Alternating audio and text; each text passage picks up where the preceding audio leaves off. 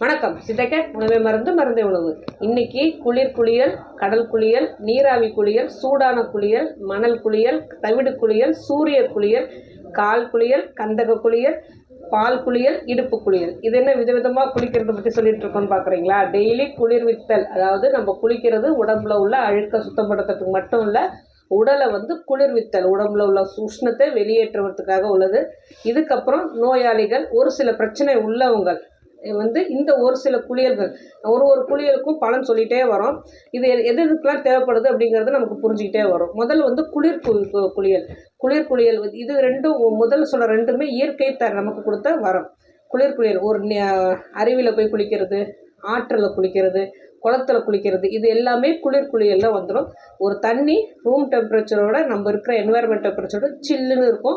நம்ம அதை போய் குளிக்கிறதால நம்ம உடம்புல உள்ள உஷ்ணங்கள்லாம் வெளியேறி அதில் உள்ள குளிர் நம்ம உடம்பை அக்செப்ட் பண்ணிக்கிட்டு உடம்புல உள்ள நச்செல்லாம் இழுத்துக்கக்கூடிய தன்மை உடையது. இதேமாரி கடல் குளியல், கடலில் போய் குளிக்கும் போது, அதாவது தான் ஒரு தை அமாவாசை அப்போயோ ஒரு கும்பமேளா அப்போவோ கண்டிப்பாக கடலில் போய் குளிக்கணும், அமாவாசை அப்போ குளிக்கணும், பௌர்ணமி அப்போ குளிக்கணும்னு சொல்கிறது இதுக்கு தான். ஒரு ஆஸ்பிஷியஸ் டேல நம்ம போய் குளிச்சுட்டு வந்தால் நல்லது அப்படின்னு சொல்கிறது இதுக்கு தான். கடலில் போய் குளிச்சுட்டு வரும்போது அதில் உள்ள உப்பு நீர், அதில் உள்ள மினரல்ஸ் எல்லாம் நம்ம உடம்புல உள்ளார போயிட்டு நம்ம உடம்புல உள்ள வெப்பத்தை வெளியெடுத்துட்டு நம்ம உடம்புல நச்செல்லாம் நம்ம வெளியேற்றி கொடுப்போம். அது உறிஞ்சிக்கும். இதேமாரி நீராவி குளியல் அப்படிங்கிறது நமக்கு பொதுவாக தெரியும். இப்போ இது நம்மளே மனிதர்களே கண்டுபிடித்தது, சித்தர்கள் நமக்கு வழிகாட்டலாம் சொன்னது. நீராவி குளியல், மற்ற எல்லா குளியலும் சரி, நீராவி ஒரு நிறைய வாட்டர் வேப்பர், அதாவது தண்ணியை சூடாக்கி அந்த நீராவிலேருந்து நமக்கு உடம்புல உள்ள ஸ்கின்ல உள்ள போர்ஸ், அதாவது ஓட்டைகள் எல்லாம் பெரிதாக்கி கொடுத்து உடம்புல உள்ள நச்செல்லாம் வேர்வை மூலிமா வெளியே கொண்டு வந்துடும். அதுக்கப்புறம் இந்த நீராவி குளியல் முடித்தோன்னா வெளியே வந்தோன்னா நிறைய தண்ணி குடிக்கணும். ஏன்னா உடம்புல உள்ள சத்துக்கள், அதாவது நீர் சத்து வெளியேறும், ஆனால் நச்சு நீர்கள் மட்டும்தான் வெளியேறும்.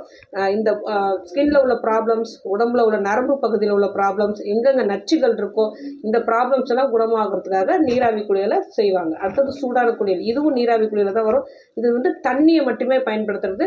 95 டிகிரி செல்சியஸ் ஃபாரன்ஹைட்டுக்கு மேலே தண்ணி நல்லா கொதிக்க வச்சுட்டு உடம்பு தாங்கக்கூடிய அளவு தண்ணியை, சூடான தண்ணியில் கொஞ்ச நேரம் தொட்டியில் ஊறிட்டு இருக்கும் போது நம்ம டெட் செல்ஸ், ஸ்கின்ல உள்ள டெட் செல்ஸ் எல்லாமே வெளியேறிடும், உடம்புல உள்ள நஞ்சுக்கள் எல்லாமே வெளியேறிடும். அடுத்தது மணல் குளியல், இது நிறையவே பார்த்துருக்கோம் இல்லையா? நல்ல மணல், முக்கியமாக கடல் மணல் சொல்லுவாங்க, அப்படி இல்லைன்னா புற்று மண் சொல்லுவாங்க, இல்லைன்னா வண்டல் மண். இந்த மண்ணெல்லாம் நல்லா தண்ணியில் போட்டு குழப்பி ஒரு தொட்டியில் நிரப்பி அந்த மண்ணில் கழுத்து வரைக்கும் ஃபேஸ்லாம் கூட பூசிக்கிட்டு மண் குளியல், இதுவும் ஒரு 25 மினிட்ஸ் மண் குளியல். அந்த தொட்டியில் மண்ணை கலந்து உள்ள தொட்டியில் இருந்துட்டு நம்ம அதுவும் மணல் நம்ம உடம்புல உள்ள நச்செல்லாம் களைச்சி விட்டு அந்த நச்சை ஃபுல்லாக இழுக்கக்கூடிய தன்மை உடையது. அதனால் மண் குளியல் இது சார்ந்தது. அடுத்தது சூரிய குளியல். சூரிய குளியல் செய்யும் போது நமக்கு விட்டமின் D3 நிறையவே நமக்கு கிடைக்கும். ஸோ இந்த விட்டமின் D3 உடம்புல கால்சியத்தை அப்சர்வ் பண்ணிக்கிறதுக்கு ரொம்ப உதவியாக இருக்குது. ஸோ மூட்டு வலி, கை கால் வலி,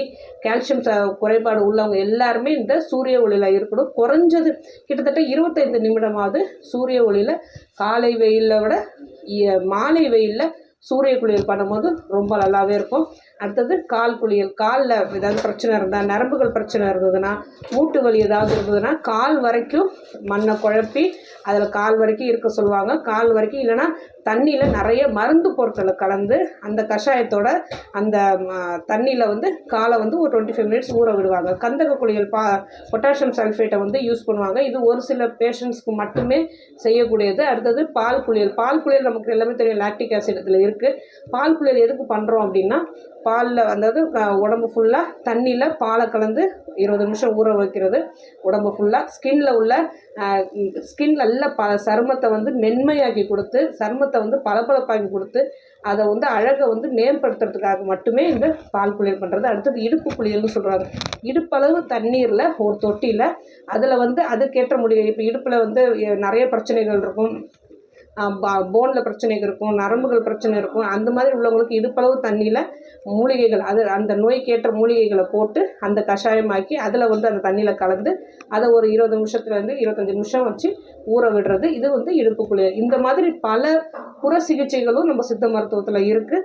யார் யாருக்கு எது தேவை, எது கரெக்டாக இருக்கும் அப்படிங்கிறத சித்த மருத்துவம் முடிவு பண்ணி இந்த மாதிரி குளியல்கள்லாம் ஏற்பாடு பண்ணி செய்யும் போது, அதையும் தவிர இயற்கை கொடுத்த நமக்கு அருவியில் அதை குளியல்னு சொல்கிறது, கடல் குளியல், இதெல்லாம் அப்பப்போ முடிந்த வரைக்கும் வருடத்துக்கு 2 முறையாவது இல்லைனா வருடத்துக்கு 1 முறையாவது நம்ம போய் சேத்தாரிடம்னு சொல்கிற நிறைய கோயில்களுக்கு போய் இல்லைனா ஆஸ்பிஷியஸ் குறிப்பிட்ட நாட்களுக்கு போய் குளிக்கும் போது நம்ம உடம்புல உள்ள நச்சுக்கள்லாம் சாதாரணமாக வெளியேறும் போது நமக்கு ஒரு நோயற்ற வாழ்வு கிடைக்கும். ஆரோக்கியமாக வாழ்வோம். வேறு எதை பற்றி பேசணும்னு நீங்கள் நினச்சாலும் சரி, தாராளமாக கமெண்ட் பண்ணுங்கள்.